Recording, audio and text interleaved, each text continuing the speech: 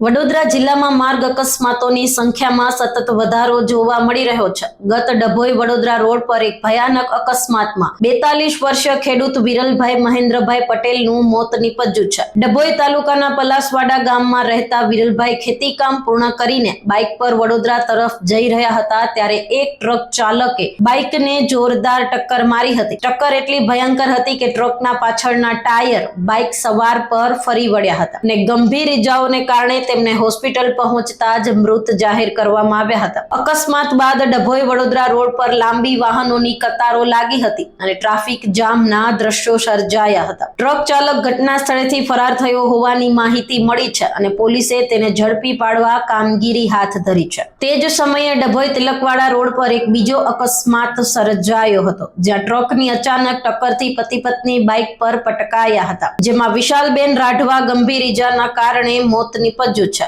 જ્યારે પતિને સારવાર હેઠળ રાખવામાં આવ્યો છે। બંને બનાવોમાં ડભોઈ પોલીસે ગુનો નોંધી આગળની વધુ તપાસ હાથ ધરી છે। આ દુર્ઘટનાઓએ ડભોઈ અને આસપાસના ગામોમાં શોકનું મોજું ફેલાવી દીધું છે અને માર્ગ સુરક્ષાના મહત્વને ફરી એકવાર ગંભીર રીતે ઉઠાવી દીધું છે। આવી જ અપડેટ્સ માટે જોતા રહો TV17 ગુજરાતી, તમારી સાથે તમારી માટે।